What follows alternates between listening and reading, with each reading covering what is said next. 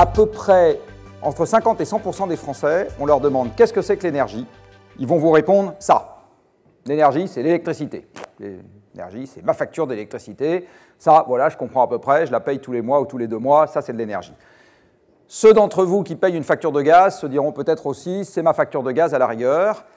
Rares vont être les Français qui vont spontanément penser à leur plein d'essence, et encore plus rares sont les Français qui vont spontanément penser à tout ce que je vais vous raconter maintenant. Car ce que je vais essayer de vous expliquer maintenant, c'est que en fait, l'énergie, c'est ce qui organise le monde, et que c'est l'énergie que nous utilisons aujourd'hui qui fait, par exemple, que vous avez le temps de venir dans cette salle au lieu de faire autre chose.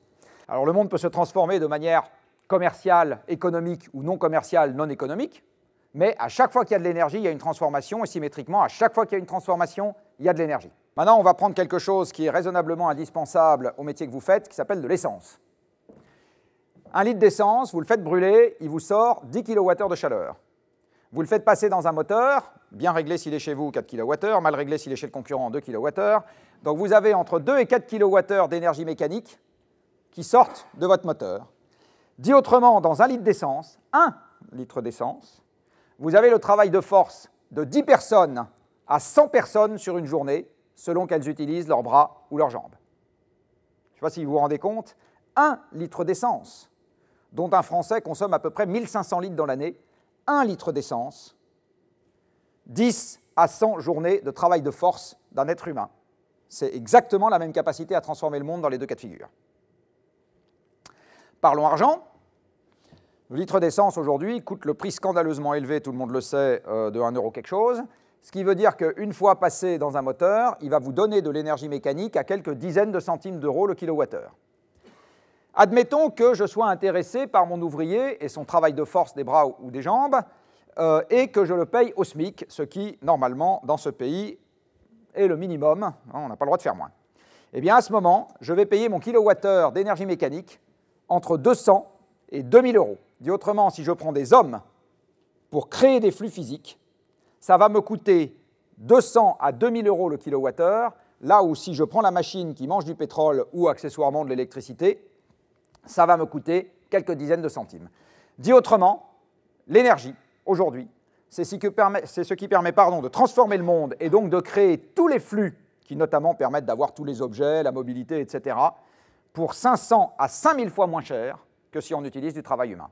Absolument tout ce que je vais vous expliquer maintenant, finalement je pourrais m'arrêter là, réside dans le fait que Mère Nature a mis à notre disposition de la nourriture pour machines, qui s'appelle de l'énergie, sous une forme très pratique à utiliser, pétrole, gaz, charbon. Alors cette énergie que nous consommons ne fait que croître et embellir. Vous avez ici, encore des chiffres, je suis désolé, la quantité d'énergie consommée par terrien sur 1 siècle et demi. Alors vous voyez, il y a 6 générations. Le terrien ordinaire, il consomme à peu près 1500 kWh par an. C'est à parité du charbon et du bois. Ça sert à faire de la chaleur. Cette chaleur, soit on l'exploite directement, c'est les poêles qui chauffent, pas ceux qu'on enlève avec un rasoir. Et ça sert également à faire fonctionner les premières machines à vapeur, fixes ou mobiles. Fixes, vous en avez eu dans la région, c'était les machines qui permettaient d'assécher les mines. Et puis vous avez eu derrière des forges, avec des machines à vapeur, et puis des trains et des bateaux qui étaient des machines, pour le coup, mobiles. Mais c'est vraiment les débuts. Et puis vous voyez que la quantité de charbon consommée par personne se met à augmenter, et que depuis un siècle, elle n'a pas baissé.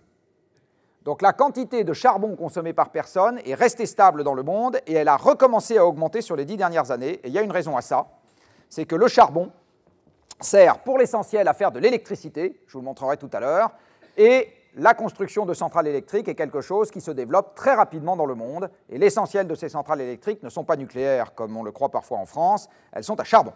Le pétrole est venu se rajouter par-dessus le charbon, il n'a pas du tout tué le charbon, il est venu se rajouter par-dessus, parce que le pétrole est par excellence l'énergie de la mobilité. 98% de ceux qui roulent, volent ou naviguent utilisent du pétrole. Donc le pétrole, c'est l'énergie des transports, c'est-à-dire l'énergie des échanges. Le pétrole, c'est l'énergie des échanges. Le gaz est venu se rajouter par-dessus, etc.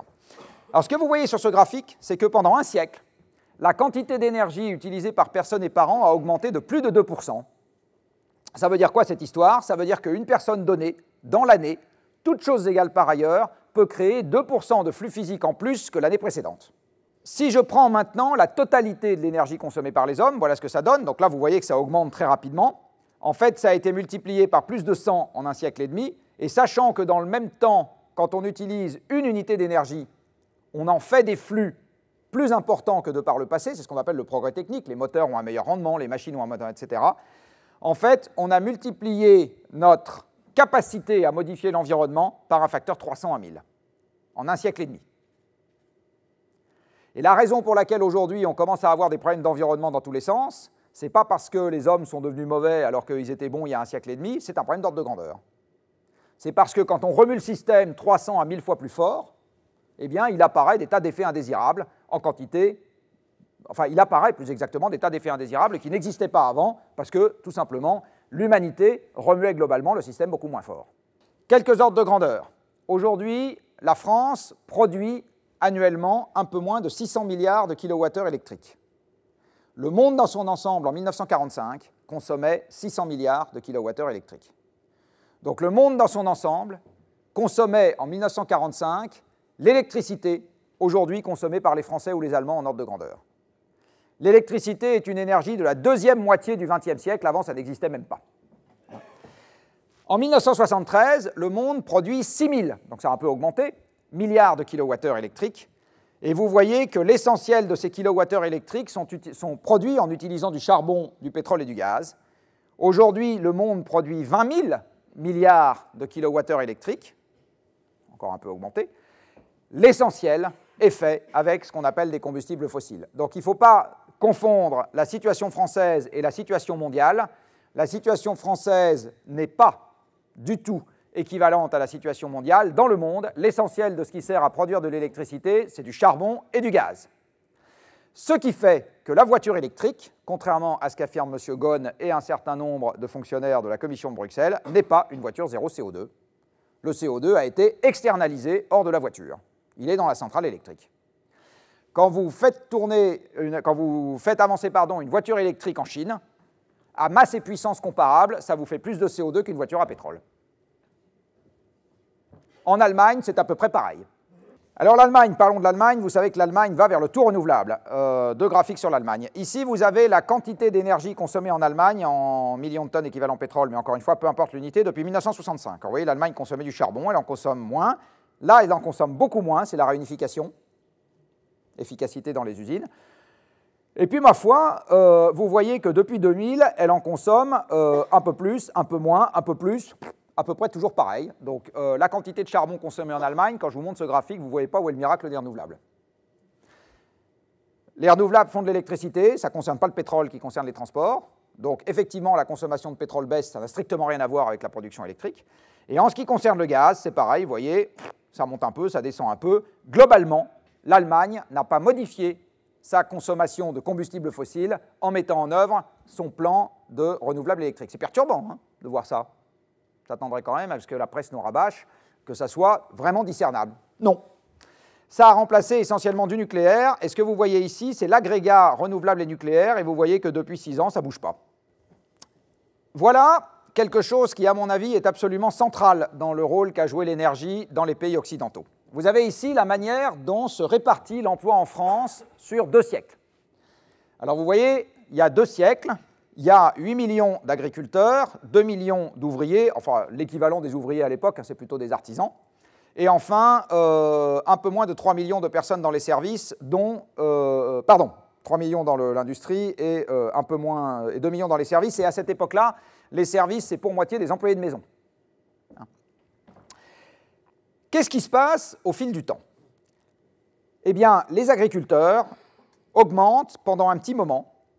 Pourquoi est-ce que les agriculteurs augmentent pendant un petit moment? Parce que la France est toujours en train de défricher, donc elle est en train de faire ce qu'on reproche en ce moment aux pays tropicaux de faire, c'est-à-dire elle gagne sur la forêt pour accroître les surfaces agricoles, et à ce moment, il y a plus d'agriculteurs parce que la ressource qui s'appelle le sol cultivable augmente. Et puis en 1850, l'Europe passe par son minimum forestier, c'est-à-dire que c'est à ce moment-là que le couvert forestier en Europe descend au plus bas. Et à partir de 1850, l'industrie naissante va outiller les agriculteurs pour qu'ils deviennent de plus en plus productifs, et comme la surface de sol à cultiver n'augmente pas, eh bien, le nombre d'agriculteurs dont on a besoin pour exploiter les champs baisse. Et ce que vous voyez, c'est qu'à partir de 1850, le nombre baisse, et à partir de 1945, où on met directement les machines dans les champs, ça s'appelle un tracteur, le nombre s'effondre. Il faut savoir qu'un tracteur, c'est puissant comme une centaine de chevaux, c'est-à-dire comme un millier de paires de jambes. Donc vous donnez un tracteur de 70 kW à un paysan, c'est puissant comme 100 chevaux attelés, ou comme 1000 personnes attelées, en général on ne les attelle pas, mais enfin ça développe la même puissance. D'accord ? Qu'est-ce que font les gens qui n'ont plus besoin de travailler dans les champs ? Ils vont aller exploiter d'autres ressources. La Terre a mis généreusement à notre disposition des carrières, des mines, du bois, des trucs et des machins, des poissons. Donc on va aller exploiter tous ces trucs-là grâce à des machines qui vont nous rendre de plus en plus productifs et donc qui vont nous permettre d'aller exploiter ce qui reste encore plus vite.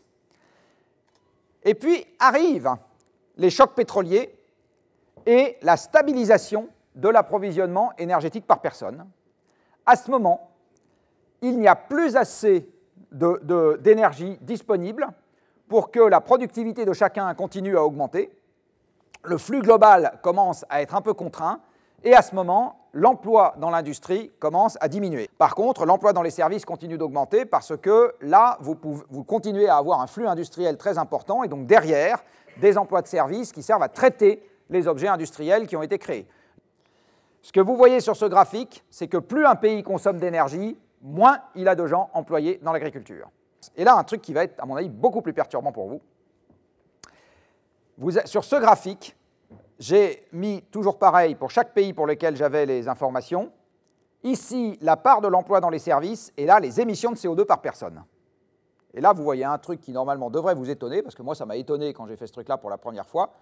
Plus il y a de services, plus on émet de CO2. C'est quand même perturbant. Je suis sûr que vous avez tous entendu un ministre distingué déclarer un jour à la télé que l'économie dématérialisée, c'était une économie pleine de services. Pas de pot, c'est l'inverse. Pourquoi ça ? Parce que s'il n'y a que des services dans l'emploi, ça veut dire que les flux industriels sont devenus très importants, donc il faut des tas de gens pour vendre, financer, administrer, etc., compter. Et ces flux sont très importants parce qu'il y a plein de machines qui mangent plein d'énergie. Donc en fait, le grand paradoxe, c'est qu'une société tertiarisée ne prend place que quand la société est devenue très énergivore. De là, j'ai une première conclusion à vous proposer, qui à mon avis n'est pas mince en termes de formation. Dans une société en contraction énergétique, ce qui a commencé à arriver en Europe, les emplois de bureau vont diminuer. Ils ne vont pas augmenter. Il y aura de moins en moins de places économiquement pertinentes à offrir à des gens qui travaillent dans un bureau. Et donc je pense que le pari collectif que la France a fait il y a 30 ans en disant tout le monde a le droit d'aller à l'université et ensuite d'occuper un emploi de bureau a été un monstrueux malentendu. Ce n'était pas du tout ça qu'il fallait faire à l'époque. Il fallait envoyer tout le monde à l'atelier en apprentissage. Enfin, je caricature un peu, mais on n'est pas très loin de ce qu'on aurait dû faire à l'époque si on avait voulu être en phase avec les temps futurs. Ce graphique, qu'est-ce qu'il représente ? Il représente en ordonnée la quantité d'énergie qu'il faut pour déplacer une personne sur 1 km selon le mode que vous utilisez. Donc si vous utilisez le train, pour faire 1 km, vous avez besoin de consommer l'équivalent de 7 grammes de pétrole. Si vous prenez le bus, vous avez l'équivalent de 20 grammes de pétrole. Si vous prenez une voiture, l'équivalent de 30 à 35, ça dépend si elle est bien entretenue. Et si vous prenez l'avion, l'équivalent de 40. Ce que vous avez en abscisse, c'est le nombre de milliards de voyageurs kilomètres en France. Donc ce que vous voyez en gros, c'est qu'aujourd'hui, le mode routier, il fait 150 à 850, il fait à peu près 700 milliards de voyageurs kilomètres. On doit être à 800 en fait actuellement. Et la surface, elle vous représente la quantité totale d'énergie qui est utilisée par le mode. D'accord ? Donc vous voyez que le train utilise globalement moins d'énergie que le bus, qui en utilise beaucoup moins que la voiture, qui en utilise par contre plus que l'avion. Et ce que vous remarquerez également, c'est que quand vous allez de la gauche vers la droite, vous augmentez la quantité d'énergie utilisée pour déplacer une personne sur 1 km, mais vous allez également dans le sens de l'histoire. Comme les transports valent rien et que le foncier, lui, il est contingenté, voilà ce qui s'est passé dans à peu près toutes les agglomérations du monde. Eh bien, vous voyez que ce qui se passe, c'est que comme le déplacement coûte de moins en moins cher et pas le foncier, les gens vont se mettre de plus en plus loin des centres des villes. Ça s'appelle l'étalement urbain. Ça s'est produit dans absolument toutes les agglomérations au monde à partir du moment où vous avez de l'énergie en quantité croissante. Le premier déterminant de cette affaire, c'est l'énergie pas chère pour tous. Dès que vous avez de l'énergie pas chère pour tous, vous observez ça. Comme se déplacer en voiture coûte moins cher que le reste, eh bien, c'est les déplacements en voiture qui prennent le pas sur toutes les autres formes de mobilité, quelle que soit la portée des déplacements. Alors là, je vous l'ai montré pour les déplacements domicile-travail, c'est essentiellement de la voiture, hein, évidemment. Les déplacements longue distance, c'est aussi essentiellement de la voiture. Donc ce que je vous raconte depuis 43 minutes, me dit mon ordinateur, c'est que Mère Nature a mis à notre disposition des sources d'énergie qui sont pour l'essentiel des combustibles fossiles et dont je rappelle qu'elles sont gratuites. Le pétrole est aussi gratuit que le vent. Ce qui vous coûte, c'est d'y accéder. Et soit dit en passant, comme il faut beaucoup moins de travail humain pour accéder à 1 kWh de pétrole que Mère Nature a concentré dans le sol pour nous, que pour récupérer 1 kWh dans de l'air en mouvement, c'est la raison pour laquelle les énergies fossiles sont structurellement moins chères, tant qu'il y en a, que les énergies renouvelables. Ce n'est pas une affaire de morale, c'est une affaire de physique. Combien de temps est-ce que je peux extraire à vitesse croissante ces fameux combustibles fossiles du sol ? Et combien de temps je peux mettre à vitesse croissante dans l'atmosphère un gaz qui s'appelle le gaz carbonique, qui est une espèce chimique très stable, qui n'a pas très envie de s'en aller une fois que j'ai mis dans l'atmosphère, et qui a la particularité d'intercepter le rayonnement infrarouge terrestre. Ce qui crée, quand on en rajoute beaucoup très vite, ce qu'on appelle le changement climatique. La question de l'approvisionnement en pétrole, gaz et charbon et la question du changement climatique sont l'aspect amont et aval d'un même flux au milieu duquel on va trouver notre sacro-saint PIB.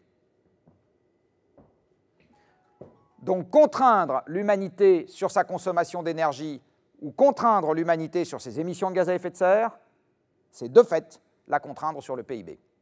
Parlons de voiture.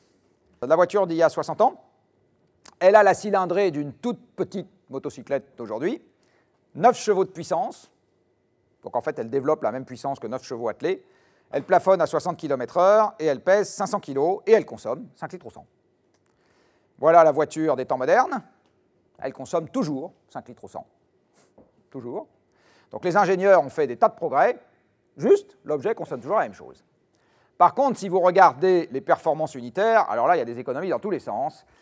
Si vous regardez le carburant par centimètre cube de cylindrée ou litre de cylindrée, on a gagné. Si vous regardez le carburant consommé par kilomètre-heure de vitesse maximale, on a gagné. Si vous regardez le carburant consommé par unité de puissance de moteur, on a gagné. Et si vous regardez le carburant consommé par kilo de masse, on a gagné. Donc, je suis l'ingénieur, je regarde un objet, je dis, formidable, on a fait des économies dans tous les sens, le monde vient de mieux en mieux, circuler, il n'y a rien à voir. Où sont les économies? Où sont les économies? Ce que nous avons fait de tout temps, c'est rechercher l'efficacité maximale dans un objet, et ce que nous avons fait de tout temps, c'est de chercher à accroître le plus vite possible les usages et le nombre d'objets. Et le nombre d'objets et les usages ont toujours été plus vite que les gains sur un objet. Il n'existe pas d'exemple dans l'histoire des hommes où le progrès technique fait sur un objet se soit traduit par une économie globale sur l'ensemble de la consommation des hommes, hors contrainte économique. Donc la seule manière de faire en sorte que les gens consomment moins, c'est la contrainte économique que nous subirons ou que nous nous imposons parce qu'on pense que tout compte fait, ce n'est pas la plus idiote des choses à faire. Mais si j'avais un pari personnel à faire, je dirais qu'en toute bonne logique, viendra un moment, mais je ne sais pas si c'est dans 3 ans ou dans 20 ans, avant ou après une crise majeure, viendra un moment où le fait de faire des voitures plus petites, plus facilement déconstructibles, offrant moins de services et moins chers, trouvera, le fait de refaire des 2 chevaux, pour dire les choses autrement, trouvera sa voie. Dit autrement, si aujourd'hui, avec les technologies modernes que sont l'hybridation, et notamment, je pense que l'hybridation la plus maligne de toutes celles que j'ai vues, c'est avec de l'air comprimé, justement. Je pense que le dispositif de Peugeot est beaucoup plus malin que le dispositif d'hybridation électrique, parce que c'est mécaniquement beaucoup plus robuste, que ça n'augmente pas le coût de fabrication de manière significative, que ça n'augmente pas le poids du véhicule de manière significative. Enfin bon, bref, ça a beaucoup d'avantages sur le plan industriel, si Peugeot est toujours vivant dans quelques années. Mais donc, ça, je pense, et si vous faites des voitures qui font 110 km/h de vitesse de pointe et qui pèsent 5 ou 600 kg, je pense que vous faites demain matin des voitures qui consomment 1 litre ou 1,5 litre au 100, ça ne pose pas de problème. Si vous voulez que les gens, demain matin, achètent ce genre de truc plus vite que la musique, c'est-à-dire qu'on ne soit pas contraint par la crise à ce que ce genre de marché se développe, ça veut dire qu'il faut forcer économiquement l'acquisition de ce genre de truc. Et là, je vais commencer à rentrer dans la contrepartie que vous avez peut-être trouvée moins rigolote. Ça veut dire qu'à mon avis, il faut remettre en place la vignette. Il faut mettre en place une taxe annuelle à la détention du véhicule qui soit fortement croissante en fonction de la cylindrée du véhicule. Ça ne pénalise pas les gens qui ont vraiment besoin d'une petite bagnole pour aller au boulot, mais dès que vous avez envie d'un objet de statut social, vous payez. Il faut monter le prix du carburant, c'est la fameuse taxe carbone. Les gens n'ont pas compris que la taxe carbone était une prime d'assurance. C'est une prime d'assurance. C'est une manière de capter la rente chez nous, avant que ce soit les Russes, les Saoudiens et les Vénézuéliens qui la prennent. Eh bien, le fait de monter le prix des combustibles importés est une manière de capter la rente et d'inciter les gens progressivement à en consommer de moins en moins. Regardez la structuration du marché de l'automobile qui a fait la différence de prix entre le gazole et l'essence sur 50 ans. Massif, absolument massif. Regardez la structuration sur l'industrie automobile et les consommations unitaires des véhicules qu'ont fait les taxes sur les carburants que tous les pays européens, on n'arrête pas de dire c'est l'État français qui nous pique notre pognon, c'est pas vrai. Le carburant est à peu près au même prix dans tous les États européens. Et c'est une réponse au choc pétrolier. C'est-à-dire au moment où les États européens se sont retrouvés face au choc pétrolier, à l'époque la production de la mer du Nord était zéro, elle a démarré en 1974, eh bien tous les pays européens, tous ils ont mis des taxes assises sur les carburants pour éviter que les gens en consomment trop. Ça a très bien marché, ça nous a rendu beaucoup moins sensibles au choc que les États-Unis par exemple. Donc monter le prix des carburants de manière progressive, remettre en place la vignette et en face de ça, mettre une prime à la casse, éventuellement sous condition de revenus, ça c'est un truc qu'il faut voir, pour tous les gens qui remplacent un véhicule qui consomme 6 litres par un véhicule qui consomme 1,5 litre. Donc vous ne mettez pas une prime à la casse pour des véhicules de 6 qui vont vers 3, non, non, 6 vers 1,5. Et ça, vous payez 80% du prix du véhicule, vous y allez franco. Eh bien, si vous mettez en place un dispositif de cette nature, vous êtes capable de traiter le problème que je viens d'évoquer pour les 30 ou 40 années qui viennent, le temps de voir ce qui, dans la voiture totalement défossilisée, émerge en premier. Est-ce que c'est mieux de faire des carburants synthétiques avec du bois? Est-ce que c'est mieux de faire des véhicules à hydrogène? Est-ce que c'est mieux de faire des véhicules électriques avec de l'électricité? Vous essayez. Et l'essai, comme disait l'autre, c'est une manière de se planter intelligente. Et d'ici 20 à 30 ans, vous avez les idées à peu près claires sur ce que vous devez faire derrière. Vous terminez, Jean-Marc, par quelque chose qui je trouve très dynamisant. C'est une phrase que j'ai interceptée à la fin, où vous dites, grosso modo, on est mal barré, sauf à ce que nous changions plein de trucs. Et je pense qu'une entreprise comme Norauto est tout à fait, et le groupe Mobivia est tout à fait en aptitude de changer plein de trucs, ce que nous faisons depuis 40 ans, sinon on ne serait pas là aujourd'hui, et ce que nous allons faire de façon accélérée pour exister dans 40 ans. Jean-Marc, je vous remercie beaucoup.